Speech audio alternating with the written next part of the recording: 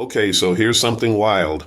AI in education is already a $3.68 billion industry, and it's projected to grow to over $20 billion by 2027. That's not just a trend, that's a tidal wave. Wow, that's a massive leap. It really shows how quickly this technology is embedding itself into classrooms.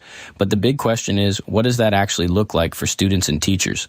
Right now, it's not all humanoid robots teaching Shakespeare, though that might be fun.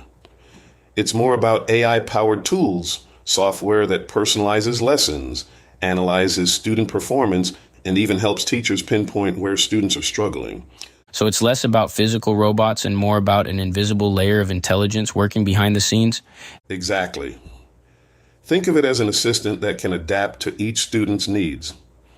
For example, if one student is struggling with fractions while another is ready for algebra, the AI can adjust the material in real time. That's something teachers have always wanted to do but rarely have the bandwidth for, especially with classrooms of 30 or more students. And that's where the potential becomes really exciting. Imagine a student who doesn't understand a concept like algebra, for instance. Instead of waiting until the next day to ask their teacher, they could have an AI tutor available immediately. And the AI could explain it in multiple ways, right? If one explanation doesn't click, it could try another.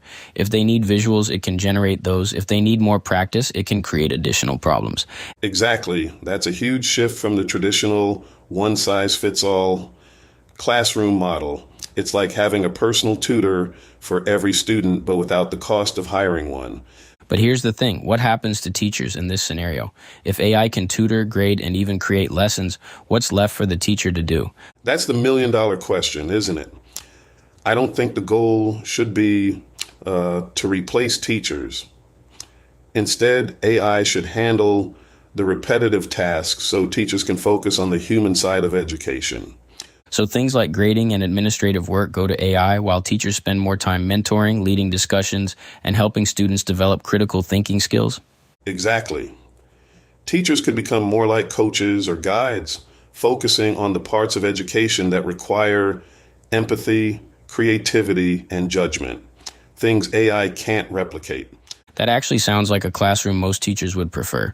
But let's take this a step further. What about actual robots in classrooms? Not just software, but physical robots.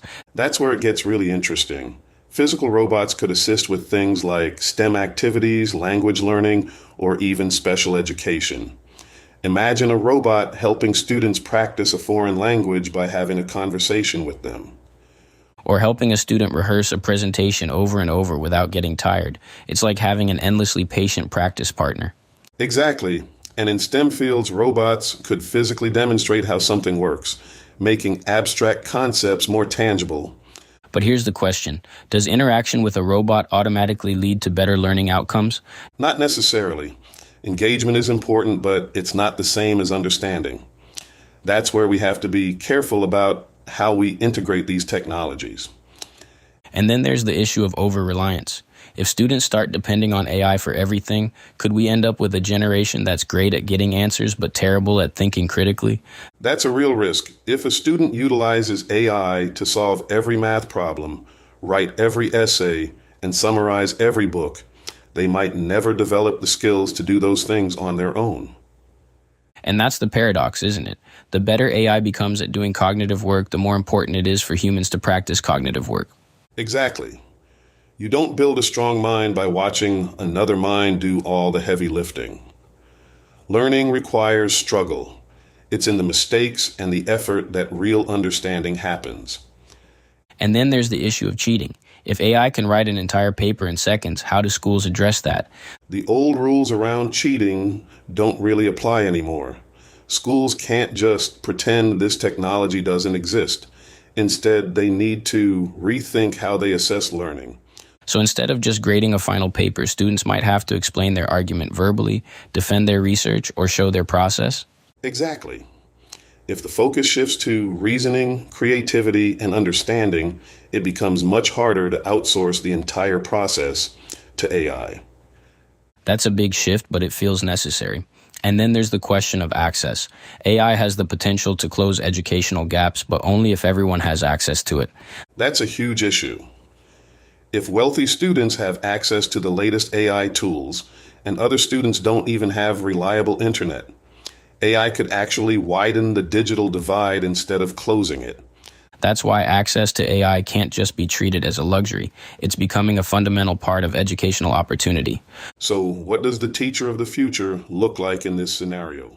Probably less like a lecturer and more like a mentor or coach, more collaboration, more project-based learning, more focus on real-world problem solving. And AI could handle some of the personalization behind the scenes, identifying where each student is and what they need next. But even as technology advances, there are human skills that AI can't replace: critical thinking, creativity, ethics, and emotional intelligence. Those are the skills we need to prioritize. The goal isn't to compete with machines, it's to use them to become better humans.